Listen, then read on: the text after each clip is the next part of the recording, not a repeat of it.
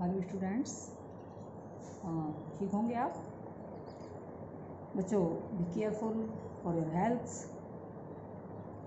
आपको मैं व्याकरण में ऑल चैप्टर करा चुकी हूँ और अब हम क्षितिज पद्यखंड पर आते हैं बच्चों। क्षितिज पद्यखंड में सेकंड चैप्टर कराऊंगी आपको, राम लक्ष्मण परशुराम संवाद। राम लक्ष्मण परशुराम संवाद में सबसे पहले कवि का जीवन परिचय। तुलसीकृत है अर्थात तुलसीदास जी ने रचना की है रामचरितमानस की। तो रामचरितमानस का ही एक अंश आपके सिलेबस में है, जो टॉपिक है राम लक्ष्मण परशुराम संवाद। तो बच्चों, उसमें सबसे पहले तुलसीदास जी के बारे में, जो उनके रचयिता हैं, कवि हैं, उसके बारे में थोड़ा सा आपको बताना चाहूँगी। आप ध्यान से सुनिए और आप यदि आपके पास आपके पास बुक्स होंगी तो बुक्स में से तुलसीदास जी का जीवन परिचय पढ़ लीजिए। उनकी रचनाएं, उनकी भाषा, उनका जीवन परिचय, जन्म कहाँ हुआ था, मृत्यु कब हुई थी, कौन कौन सी रचनाएं, कौन कौन सी काव्यों की रचना की उन्होंने, उनकी भाषा क्या, ये सभी चीज़ें आप स्वयं पढ़ लीजिए। मैं शॉर्ट में आपको एक्सप्लेन कर देती हूँ, बता देती हूँ।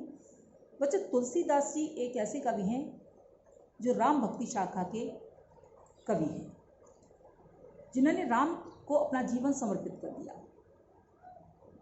तुलसीदास जी का जन्म 1532 में बांदा जिले के राजापुर गांव में माना जाता है और कुछ विद्वान इनका जन्म जिला एटा के सूकर क्षेत्र, जिसे सोरोंजी बोला जाता है, कुछ लोग वहां इनका जन्म स्थान मानते हैं। बचपन में ही तुलसीदास जी के माता पिता का स्वर्गवास हो गया था। जन्म के तुरंत बाद इनकी माता का स्वर्गवास हो गया। तो इनके यहाँ जो इनकी, जैसे कहते हैं, अब आई बोलते हैं, पहले घर में धाय माँ होती थी या घर में जो सेवक सेविकाएं होती थी, इनकी धाय माँ थी, उन्होंने उनका पालन पोषण किया। इनकी माता का नाम हुलसी था बच्चों। कुछ लोगों का कहना है कि तुलसीदास जी का जब जन्म हुआ तो जन्म के समय उनके मुख से राम का नाम निकला था, राम शब्द का उन्होंने उच्चारण किया था। कुछ लोगों का मत है कि तुलसीदास जी का जब जन्म हुआ था तो मुख में उनके में दांत भी थे। मीन्स लोगों की अलग अलग भ्रांतियां हैं, लोग अलग अलग बातों को मानते हैं। इनकी माता का नाम हुलसी था और पिता का नाम आत्माराम दुबे था। ब्राह्मण परिवार में इनका जन्म हुआ था। माता पिता बचपन में ही चल बसे, जिस कारण ये अनाथ हो गए। तो अनाथ बच्चे का जीवन तो वैसे भी संघर्ष में होता है, कष्ट में होता है। वही तुलसीदास जी के साथ तुलसीदास का जीवन भी बहुत कष्ट में बीता। कुछ बड़े हुए तो इनके गुरु थे नरहरिदास। गुरु नरहरिदास ने इन्हें शिक्षा दीक्षा दी। उन्होंने, गुरु नरहरिदास ने ही तुलसीदास जी को राम के नाम के लिए, राम भक्ति के लिए प्रेरित किया। गुरु के संपर्क में आकर तुलसीदास जी को नया मार्ग मिल गया। उसके बाद तुलसीदास जी का विवाह रत्नावली नाम की युवती से हुआ, जो दीनबंधु पाठक की पुत्री थी रत्नावली, उससे इनका विवाह हुआ।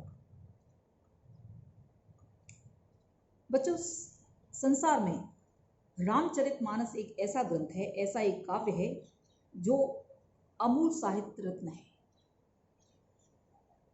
जिसका कोई मूल्य नहीं है। तुलसीदास जी की मृत्यु 1623 ईस्वी में काशी में हुई थी। 1600 ईस्वी में काशी में इनका देहावसान हुआ था। अब चलते हैं बच्चों इनकी रचनाओं की ओर। तो तुलसीदास जी की रचनाएं सबसे मुख्य है रामचरितमानस।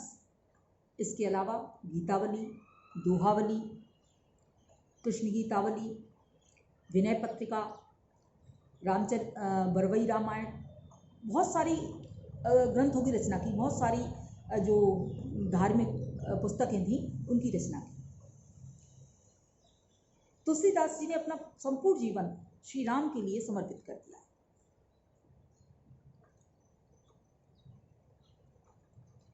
तुलसीदास जी ने तुलसीदास जी की भाषा अवधी और ब्रज भाषा थी। अपनी काव्य में ब्रज भाषा और अवधी में रचनाएं की और ब्रज भाषा और अवधी भाषा पर तुलसीदास जी का पूर्ण अधिकार था।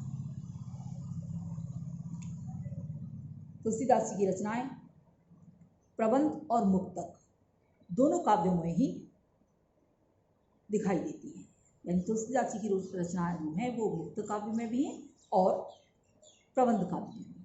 दोनों तरीके मुक्त काव्य और प्रबंध काव्य दोनों काव्य में भी इनकी रचनाएं दिखाई देती हैं। तुलसीदास जी ने अपनी काव्य के कई प्रकार के छंदों का प्रयोग किया है, जैसे चौपाइयाँ, दोहा, सोठा, सवैया, हरगीतिका, कई प्रकार के छंदों का प्रयोग किया है। और बच्चों रामचरितमानस में तो सबसे अधिक चौपाइयाँ, दोहे और सोठे हैं। तुलसीदास जी की भाषा अवधी भाषा है और अवधी भाषा और ब्रज भाषा में ही तुलसीदास जी ने अपने काव्य की रचना की है। इन दोनों भाषाओं पर समान अधिकार था। बच्चों ये तो हो गया तुलसीदास जी का जीवन परिचय। और भी आप अपनी बुक में जो भी है आप अच्छे से उसे रीड कर लीजिए। मुख्य बातें मैंने बता दी हैं, आप नोट कर लीजिए। ये चीज़ें सारी चीज़ें नोट कर लीजिए। जन्म है, उनकी रचनाएं हैं, कृतियाँ हैं, ये सभी नोट कर लीजिए। अब चलते हैं बच्चों, जो काव्य है राम लक्ष्मण परशुराम संवाद। इस काव्य में उस समय का वर्णन है जब राजा दशरथ ने सीता स्वयंवर कराया था। सीता स्वयंवर जब हुआ था, राजा जनक ने सीता स्वयंवर किया था। सीता स्वयंवर क्यों किया था? पहले ऐसे ही विवाह हो जाते थे, स्वयंवर होते थे राजकुमारी के, उन्हें अपना वर चुनने की स्वतंत्रता थी। सीता जी के घर में यानी राजा जनक के यहाँ शिव का एक बहुत पुरातन धनुष था। वो बहुत भारी था, कोई भी व्यक्ति उसे उठा नहीं सकता था, उसे हिला भी नहीं सकता था। लेकिन सीता ने कुछ कार्य करते समय या वहाँ उसे देखते हुए उन्होंने उठाकर वो धनुष उस स्थान से हटाकर दूसरे स्थान पर रख दिया। राजा जनक ने जब देखा कि ये धनुष का स्थान परिवर्तन किया गया है और उन्होंने जब पूछा घर में तो पता लगा कि सीता ने उस धनुष को दूसरे स्थान पर रख दिया, उसका स्थान चेंज कर दिया है। तो राजा जनक ने सोचा कि जब सीता इस धनुष को उठा सकती है तो कोई इसे तोड़ भी सकता है। इसलिए उन्होंने ये प्रतिज्ञा की कि मैं सीता का विवाह उसी राजकुमार के साथ करूँगा जो इस धनुष को तोड़ देगा। और उन्होंने ये ऐलान कर दिया, ये घोषणा कर दी। सीता का स्वयंवर की तैयारियां होने लगी। उन्होंने ये घोषणा की कि जो भी इस धनुष को तोड़ेगा उसी के साथ सीता का विवाह होगा। स्वयंवर की तैयारियां होने लगी और स्वयंवर की तैयारियों के समय जब राजा जनक ने तो स्वयंवर की तैयारी किया, उधर राम लक्ष्मण दोनों ही ऋषि विश्वामित्र के साथ वन में उनके यज्ञ में उनकी रक्षा करते थे, क्योंकि राक्षस ऋषि विश्वामित्र को यज्ञ नहीं करने देते थे। इसी कारण राम और लक्ष्मण को वो अपने साथ ले आए थे। तो राम लक्ष्मण उनके साथ उनके पास रहकर उनके यज्ञ की रक्षा करते थे। जब परशुराम जी को पता लगा कि सीता स्वयंवर हो रहा है तो वो राजा जनक के यहाँ राम लक्ष्मण को लेकर पहुँच गए। वहाँ उनका आदर सत्कार किया गया और स्वयंवर सभा में राम लक्ष्मण के साथ परशुराम जी भी पहुँच गए। और भी बहुत से राजा आए हुए थे वहाँ पर, देश विदेश के राजा आए हुए थे, पूरा राज समूह एकत्रित था वहाँ। तब राजा ने अपनी प्रतिज्ञा सुनाई कि मेरी पुत्री सीता सर्वगुण संपन्न है और मैं इसका विवाह उसी राजकुमार के साथ, उसी राजा के साथ करूँगा जो इस धनुष को तोड़ देगा। तो वहाँ जब राजा ने ये प्रतिज्ञा सुनाई अपनी, तो बहुत से जो राजा उपस्थित थे, जिनको निमंत्रण देकर बुलाया गया था, जिनको सूचना दी गई थी, वो राजा वहाँ एकत्रित हुए थे। तो उन्होंने उस धनुष को तोड़ने का प्रयास किया। एक एक जाते और धनुष को उठाकर देखते, पूरी ताकत लगाते, कोशिश करते उसे उठाने की, लेकिन कोई भी उसे टस से मस यानी कोई भी बिल्कुल जरा भी हिला नहीं सका। एक एक साथ दो राजाओं ने कोशिश की उसे उठाने की, तीन चार राजाओं ने कोशिश की, लेकिन कोई भी उस धनुष को नहीं उठा सका। तब विश्वामित्र जी ने राम को, सॉरी अभी आगे है, तो उसके बाद जब कोई राजा उसे हिला नहीं सका तो राजा जनक बहुत दुखी हुए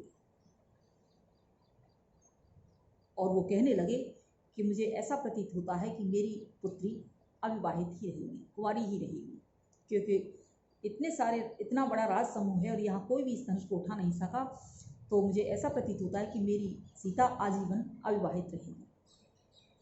शायद भगवान ने कोई भी पृथ्वी पर इस धनुष को तोड़ने वाला नहीं भेजा। इस जनक के संवाद को सुनकर लक्ष्मण को क्रोध आ गया और वो जैसे ही क्रोध आया तो गुरु विश्वामित्र ने उन्हें रोक दिया और वो कहने लगे, फिर भी उन्होंने इतना तो कह दिया कि महाराज आप हमारे सामने ऐसी बातें ना करें। जिस राजसभा में हम दोनों भाई हम जैसे क्षत्रिय उपस्थित हैं और वहाँ आप ऐसी बात करेंगे तो ये गलत है, आप ऐसा नहीं कर सकते। इस धनुष को तो मैं अपनी छोटी उंगली से, कनिका उंगली से ही तोड़ सकता हूँ। तो विश्वामित्र जी ने लक्ष्मण को इशारे से शांत किया, उन्हें बिठाया, राम ने इशारा किया तो वो बैठ गए। उसके बाद राम को जब इशारा किया गुरु विश्वामित्र जी ने तो राम उठे और आकर उन्होंने धनुष पर प्रत्यंचा चढ़ाई और एक झटके में ही वो धनुष टूट गया। कहने का तात्पर्य है किसी ने राम को धनुष उठाते हुए और प्रत्यंचा चढ़ाते हुए नहीं देखा, और जब एक जोर की आवाज़ हुई, बहुत जोर की ध्वनि हुई, तो उस ध्वनि के साथ सबने देखा कि धनुष टूटा हुआ पड़ा है। यह देखकर राजा बहुत हर्षित हुए और वहाँ सीता ने श्री राम के गले में जयमाला डाल दी। बच्चों, जब धनुष टूट गया तो धनुष की जो आवाज़ हुई तो ऋषि परशुराम महेंद्र पर्वत पर तपस्या कर रहे थे। वो तपस्या में लीन रहते थे। उन्होंने कई बार उनके बारे में मैं थोड़ा सा आपको बताना चाहूँगी, क्योंकि वो ब्राह्मण कुल के विद्रोही थे, सॉरी क्षत्रिय कुल के द्रोही थे। वो क्षत्रिय कुल से यानी क्षत्रियों से उन्होंने पृथ्वी को कई बार विहीन कर दिया था। कोई भी क्षत्रिय राजा उन्होंने नहीं छोड़ा था, क्योंकि वो क्षत्रियों से शत्रुता जानते थे, क्षत्रियों को अपना शत्रु समझते थे। उनके पिता को क्षत्रिय राजा था सहस्त्रभाव, जिसने उनके पिता का वध कर दिया था। बदले में परशुराम जी ने उसका वध कर दिया। फिर उसके, ये बहुत लंबी कहानी है, इसके मैं फिर कभी समय मिलेगा तो मैं आपको लाइव क्लास में सुना दूंगी। तो आज इतना ही बताऊंगी। जब परशुराम जी को ये पता चला कि धनुष टूट गया है, उन्होंने आवाज़ सुनी कि बहुत तेज आवाज़ हुई है। वो आए और आकर वो सभा में खड़े हुए और सभा में जब उन्होंने देखा कि धनुष टूटा हुआ पड़ा है तो वो क्रोध करने लगे। उसी का वर्णन इस काव्य खंड में किया गया है कि राम लक्ष्मण परशुराम संवाद, उसी का वर्णन इस काव्य खंड में किया गया बच्चों। तो उस काव्य खंड में ये जो वर्णन है उसी के बारे में मैं आपको बताती हूँ। पहला जो पद्यांश है, पहले पद्यांश की ओर लेकर चलती हूँ, आपको मैं पढ़ाऊँगी, आप उसे ध्यान से समझेंगे, समझने का प्रयास करेंगे। साथ के साथ मैं वर्ड मीनिंग भी बताऊँगी, तो वर्ड मीनिंग पे ध्यान देंगे, फिर उसकी अर्थ बताऊँगी, भावार्थ बताऊँगी, तो आप ध्यान से समझिए बेटा, समझने की कोशिश कीजिए। उसमें छंद, अलंकार, रस सब कुछ बताऊँगी मैं, आप ध्यान से समझने की कोशिश कीजिए। और चाहे तो आप अपना नोट करते जाइए, साथ के साथ नोटबुक पेन लेके बैठिए, नोट करते जाइए। ओके, आज की इस वीडियो में इतना ही। नेक्स्ट वीडियो में मैं पद्य की ओर चलूँगी और पद्य में से आपको उसकी बताऊँगी, उसकी वर्ड मीनिंग और पद्यांश को बताऊँगी।